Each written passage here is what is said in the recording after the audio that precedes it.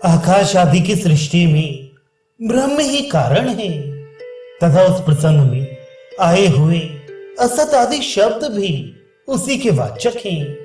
इसका समर्थन वेदांत दर्शन पहला अध्याय चौथा पाद 14वां सूत्र। आकाश आदि किसी भी क्रम से रचे जाने वाले पदार्थों में कारण रूप से तो सर्वत्र एक ही वेदांत वर्णित ब्रह्म का प्रतिपादन किया गया है। इसलिए पर ब्रह्म ही जगत का कारण है। व्याख्या वेद में जगत के कारणों का वर्णन नाना प्रकार से किया गया है तथा जगत की उत्पत्ति का क्रम भी अनेक प्रकार से बताया गया है।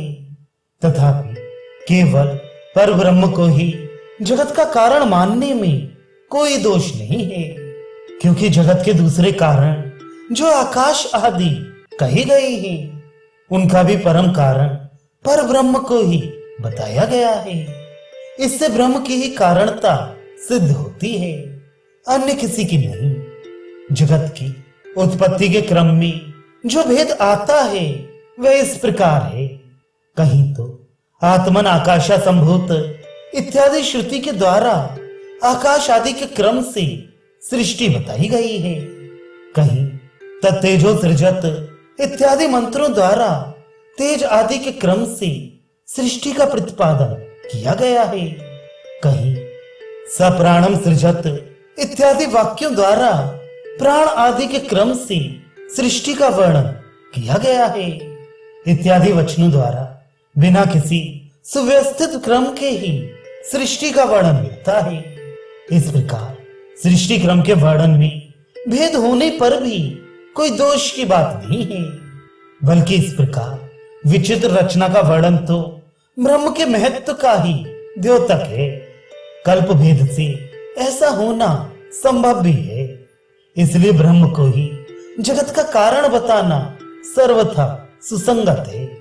उपनिषदों में कहीं तो ये कहा है कि पहले एकमात्र असत ही था, कहीं कहा है पहले केवल सत ही था, कहीं पहले अव्याकृत था, ऐसा वर्णन आता है।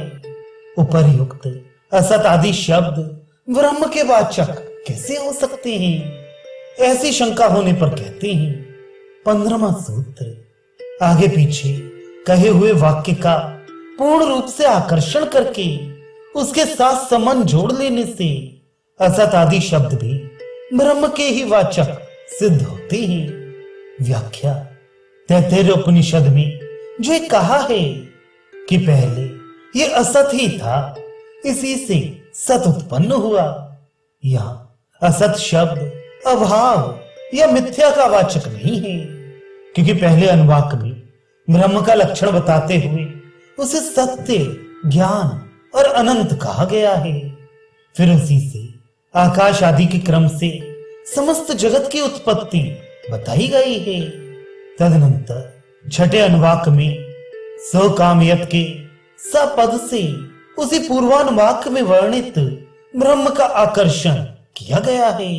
तत्पश्चात अंत में कहा गया है कि जो कुछ है वह सत्य ही है, सत्य स्वरूप ब्रह्म ही है।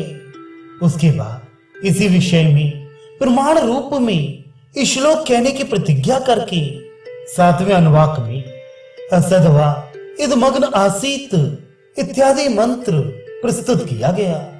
इस प्रकार पूर्वापर प्रसंग को देखते हुए इस मंत्र में आया हुआ असत शब्द मिथ्या या अभाव का वाचक सिद्ध नहीं होता, अतः वहां असत का अर्थ अप्रकट ब्रह्म और उससे होने वाले सत का अर्थ जगत रूप में प्रकट ब्रह्म ही होगा। इसलिए यहाँ अर्थांतर की कल्पना अनावश्यक है। इसी प्रकार छांदोग्य उपनिषद में भी जो एक कहा गया है कि आदित्य ब्रह्म है, यह उपदेश है, उसी का यह विस्तार है, पहले यह असत ही था इत्यादि। यहाँ भी तैत्तिरीय उपनिषद की भांति असत शब्द अप्रकट ब्रह्म का ही वाचक है, क्योंकि इसी मंत्र के अगले वाक्य में तत्सदासीत कहकर उसका सत नाम से भी वर्णन आया है। इसके सिवा बृहदारण्यकोपनिषद में स्पष्ट ही असत के स्थान में अव्याकृत शब्द का प्रयोग किया गया है, जो कि अप्रकट का ही पर्याय है। अतः सब जगह पूर्वापर के प्रसंग में कहे हुए शब्दों या वाक्यों का आकर्षण करके अन्वय करने पर यही निश्चय होता है कि जगत के कारण रूप से भिन्न भिन्न नामों द्वारा उस पूर्ण ब्रह्म परमेश्वर का ही वर्णन है, अन्य किसी का नहीं। प्रकृति या प्रधान की सार्थकता परमात्मा की एक शक्ति मानने से ही हो सकती है, उनसे भिन्न स्वतंत्र पदार्थांतर मानने से नहीं।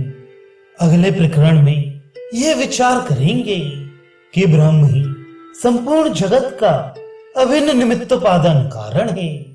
जड़ प्रकृति जगत का कारण नहीं हो सकती।